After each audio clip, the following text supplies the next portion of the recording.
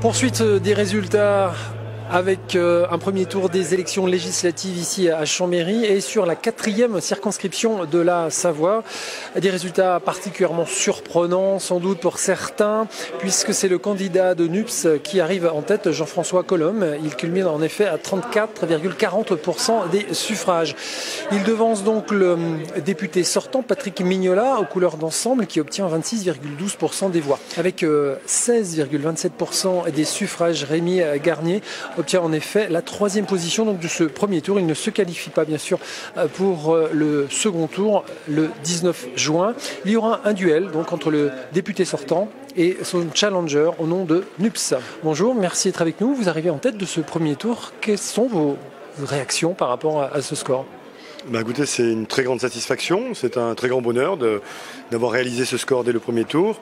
Et bien évidemment, on le doit à toutes nos électrices et nos électeurs de cette 4e circonscription qui se sont mobilisés pour manifester leur attente très vive pour une rupture dans le programme politique qui a été celui des 5 dernières années et qui aujourd'hui ont une attente très importante, très profonde pour un changement de paradigme, de logique de gouvernement, de gouvernance.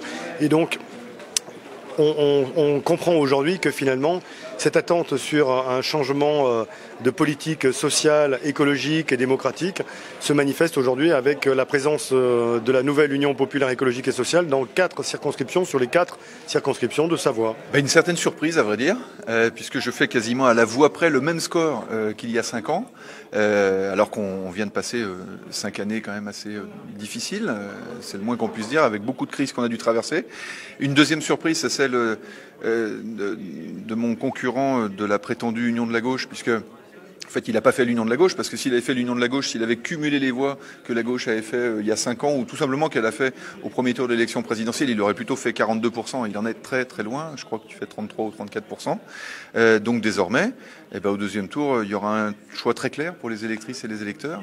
C'est de savoir si ils choisissent une forme de candidature idéologique ou une candidature de solution. Moi, je pense que tout de suite, à très court terme, il faut qu'on apporte des solutions sur la question de l'inflation.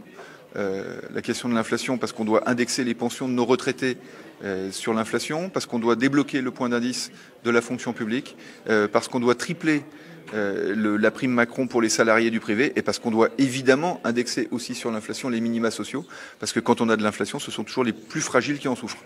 Bon, lui, sa proposition, c'est de faire la pénurie.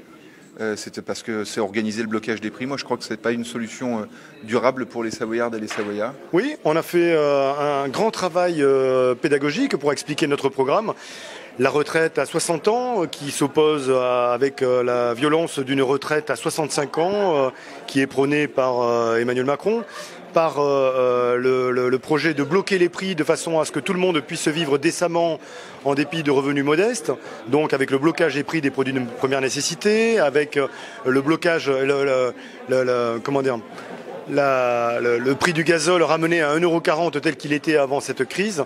Enfin voilà, on a des éléments programmatiques qui sont très importants et en complète rupture avec le programme un petit peu irrationnel de notre point de vue que prône Emmanuel Macron et l'ensemble des candidats qui se réclament de sa majorité.